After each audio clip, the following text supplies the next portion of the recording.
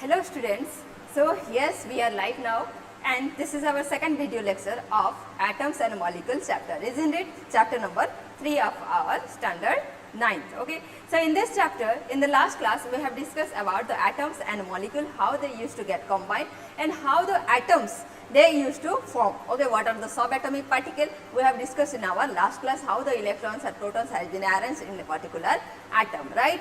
So in this class we will discuss about two laws, that is law of conservation of mass and law of constant proportion, okay. These two laws comes under or also called law of chemical combination, okay. So this law says the basic property, basic characteristics, how the reaction used to, the reaction is going to form and how the atoms molecule get combined under several properties. By observing several properties, the reaction used to get carried out, okay. So under these two laws we will observe that how the reaction is going to proceed. So without wasting the time, let's start the class, okay. So this law of conservation of mass, first we will discuss about the law of conservation of mass. What does this law of conservation of mass says? That during any chemical or physical reaction,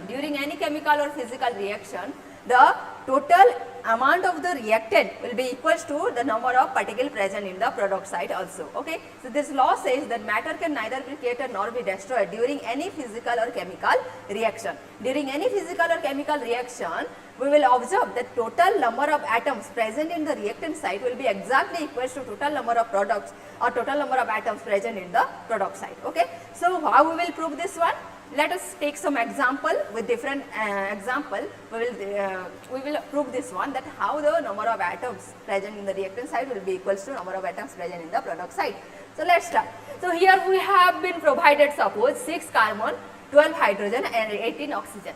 So this much atoms we have been provided, okay. So by using these atoms we will continue our reaction, okay. 6 carbon, 12 hydrogen and 6 and 18 oxygen atoms, okay. This much atoms we will. So we will provide some energy to this atom and these atoms will get recombined and they will form different molecules like water and carbon dioxide, okay. So let's see how the water molecule has been formed. The water molecule has been formed by combination of 1 hydrogen with 2 oxygen, and carbon dioxide has been formed by combination of 1 carbon with 2 oxygen atoms. Here you can see that 2 oxygen atom had formed double bond with 1 carbon atom, okay, and 1 carbon dioxide has been formed over here. So now we will provide some energy to the water molecule and the carbon dioxide, and we will see what will happen the next, okay. So here the carbon dioxide and water, when they will get some energy, then they will get recombined again, they will get reshuffled, okay, and the atoms, the molecules will get reshuffled and they will form glucose molecule, okay. 1 glucose molecule, when we provided some energy to the atoms, they will get reshuffled and they will form glucose molecule. How the glucose molecule will form? C6H12O6. This is the formula for glucose molecule. 1 glucose molecule will form.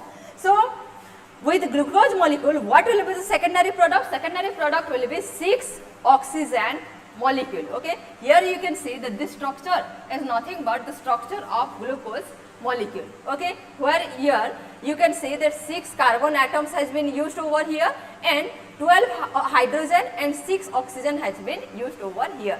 In 1 glucose molecule there is 6 carbon, 12 hydrogen and 6 oxygen atoms has been used, okay. And with this molecule also 6 oxygen molecule also they has been released, okay. You can see that 3 and 3, total 6 oxygen molecule has been released.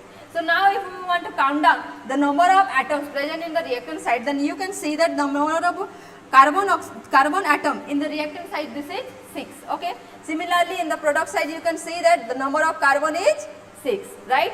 So now let us count down the number of oxygen. Number of oxygen here 12 and here number of oxygen is 6. That means this is total 18 oxygen. Here let's see total number of oxygen, here 6 and 6 to the 12. Total 18 oxygen is present in the product site also, right. Then let's see number of hydrogen. Over here number of hydrogen is 12 and the product side, let's see product side number of hydrogen is 12. That means to say the number of reactant the number of atoms present in the reactant site is exactly equals to number of atoms present in the product site. So where does this energy goes? Where is the energy which we have provided? The energy is nothing but the bonding between them. Okay, energy has been stored in the form of bond. Okay, bond between the atoms. Bond between the atoms. Here you can say the bond between the atoms, that is nothing but the energy which we have provided to the molecules or the atoms. Okay, clear? If we want to extract the energy, now if we will try to extract the energy or break down the bond, then what will happen? If we will break down the bond, then the atoms or the molecules which has been combined to form different compound, that will again get dissociated, right? तो जितना भी हम energy उसको provide किए हैं, अगर उसको extract कर लिया जाए तो क्या हो जाएगा? जो बॉन्ड फॉर्मेशन हुआ था, जो बॉन्डिंग था, that will get break down and the atoms will be get separated. Okay, and the atoms will get separated and they will come to their initial position like carbon dioxide and water molecule, right? Here you can say that the number of carbon dioxide and water molecule has been separated over here as we have extracted the energy or we have tried to bond the break, right? To break the bond, right? Okay. Now, let us take another example. Let us consider a methane molecule. In the next example, we will consider a methane molecule.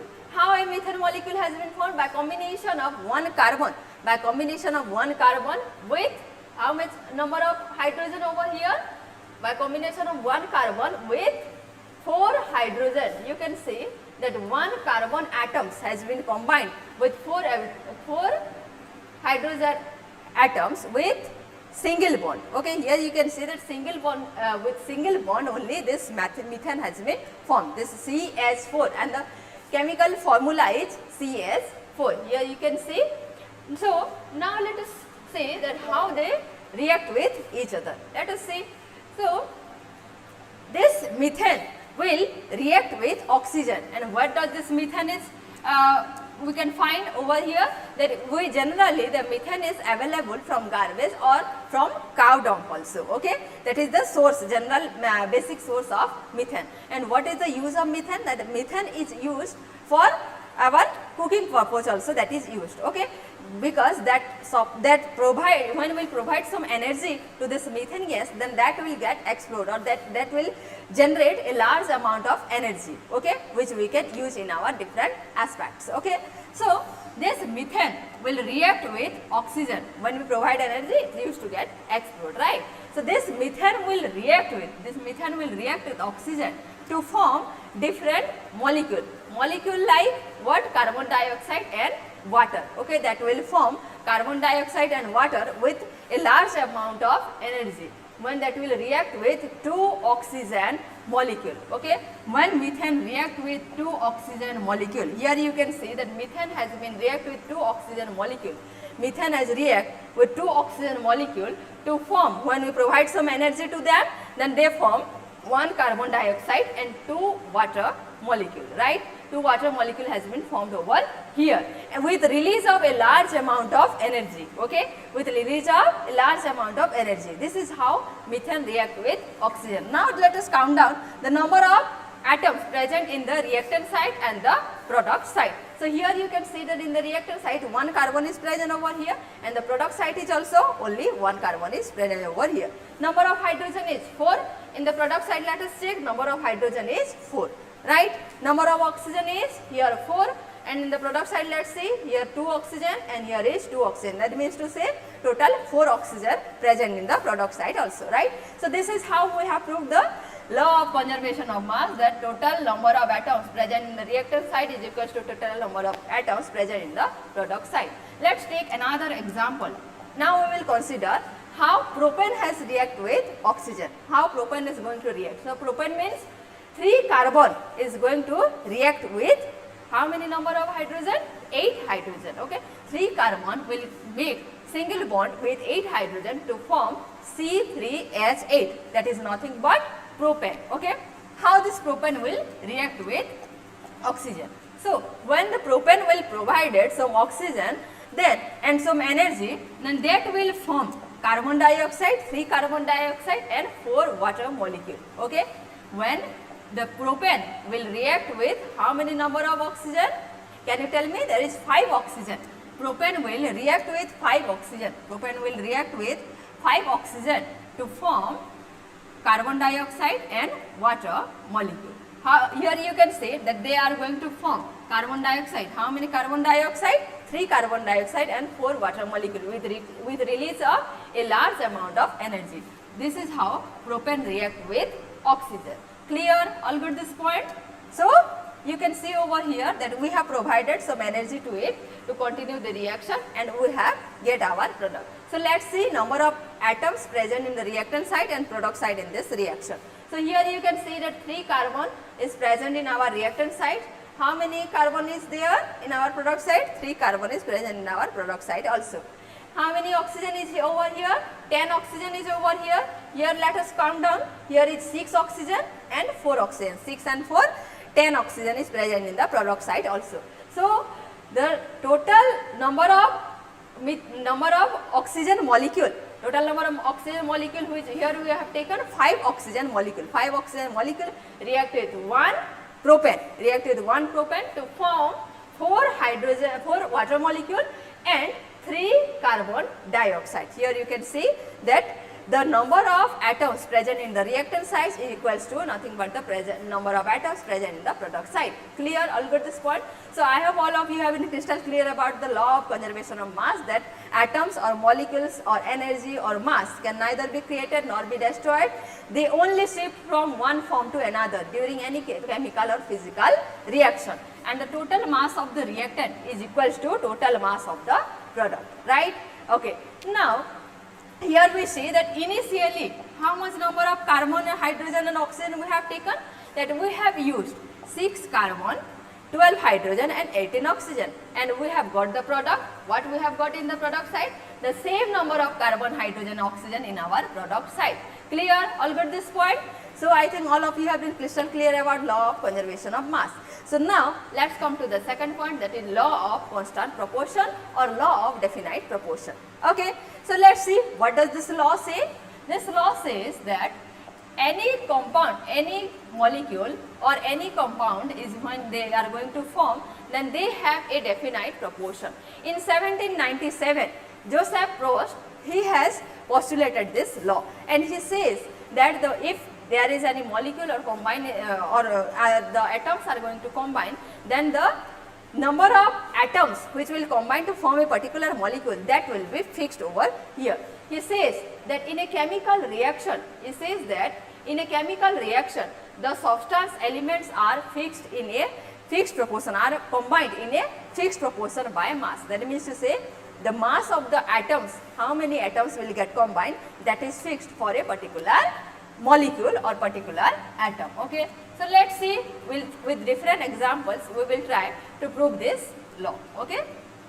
So, let us see how this law has been proved. We will take different examples and we will try to prove this law. So, basically you know that how the milkshake has been formed at your home. आपको पता होगा milk shake तो और chocolate shake सबको तो बहुत पसंद ही होगा, isn't it? So, the milk shake and chocolates, in formation of this chocolate shake, we will use milk, sugar and chocolate, right? So, the milk, sugar and chocolate, the ratio of milk, sugar and chocolate for the preparation of 1 glass of chocolate shake, is it equal to 3 glass? No, isn't it? So, the proportion of how much milk you are going to use, how much sugar you will use or how much chocolate you will use in this particular preparation of your chocolate shake, that is fixed, isn't it? So, if you have 3 friends over at your home, if you have 3 friends, suddenly they came to your home and they said they want to have the same chocolate shake with you, then what will you do? That the same proportion of chocolate, sugar and milk you are going to use for the preparation of the same amount of milkshake or chocolate shake for your friends, right? So, for 1 glass, how much amount of substances or how much amount of the elements you have used will be simply multiplied by 3 for preparation of 3 glass of chocolate shake, right? Similarly, the same concept is also applicable for formation of molecule or compound. Clear? So, for formation of molecule and compound, you can see that the amount is just nothing but the multiplication of one atoms or one molecule. Okay. So, number of peoples is equals to quantity of ingredients. Okay. जितना ज़्यादा number of peoples होंगे, quantity of ingredient will be simply multiplied by the number of peoples, right? So, like that the elements in the chemical substances is also fixed. Like you cannot use a large amount of chocolate or a large amount of sugar in one glass. There is a fixed ratio for a good taste, right? If you will add large amount, that will form something different taste, right? Or you can say that will form a different type of categorized type of any dish. Clear? So that we need to take a fixed proportion of milk, sugar or chocolate for preparation of a perfect glass of chocolate shake, right? Similarly, if you want to prepare a compound or a molecule, or there is formation of any compound or molecule, you will see that the element present inside the compound and molecule, that is fixed, like the preparation of chocolate shake. So let us take an example. Let us see that A and B combine to form C, where there is how many number of atoms over here? That there is 2A and 3B is combined to form a 1C molecule. Okay. So 1C molecule has been formed by combination of 2A atom and 3B atom, right? So this composition of 2A and 3B, that is fixed for this particular molecule. For the particular molecule, the molecule C is nothing but the combination of 2A and 3B. If you want to subtract any element, then that will form a different kind of element, that will no more remain as the C compound, okay, or C molecule. If you will take a element, or you will extract a B element, that will not form the same C compound. Okay. So the fixed number of atoms is nothing but the basic concept of the preparation of atoms or molecule. So to understand this concept, let us take a basic example. Let us take an example of ammonia. Okay. All of you know the formation, how the ammonia has been formed. That is formed by combination of nitrogen and hydrogen, isn't it? So how many nitrogen and hydrogen will get combined to form this ammonia? Ammonia, the formula of ammonia is NH3, right? So by decomposition process, we will observe that how many nitrogen and hydrogen will get formed. Okay. So when we will try to provide some energy to the ammonia and we want to break down this bond, we will go through the decomposition process. The number of nitrogen and hydrogen will be formed over here, and the product side will nothing but it will be equals to 3 and 1 ratio. Okay. The number of hydrogen will be 3 and number of nitrogen will be how much? 1 nitrogen will be present over there. Okay.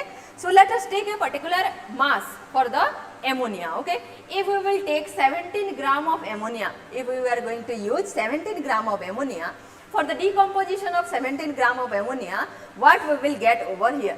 We will get 14 gram of nitrogen. By mass, if we will see, then we will get 14 gram of nitrogen and 3 gram of hydrogen. Clear? So this ratio, this 14.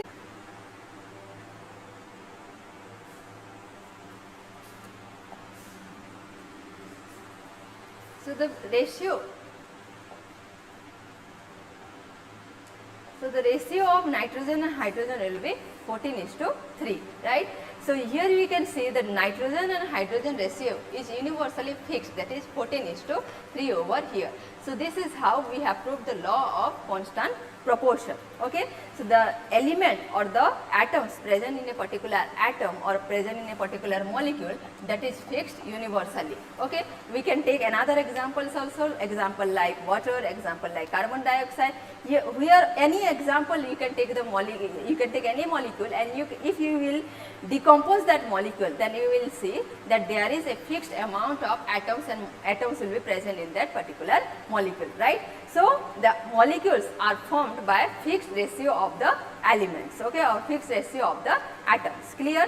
This is what the law of constant composition says, that the compounds are formed by the elements which are having any fixed ratio by their mass. Okay, the mass will be fixed, that in which proportion we are going to or we can make any compound. Clear? So, I think all of you have been crystal clear about the law of conservation of mass and law of constant proportion. Clear? And in the next class we will discuss about Dalton's atomic theory. So, try to grip any idea about Dalton's atomic theory. So, okay, this is all about the two laws. I think all of you have been crystal clear about this concept. Thank you.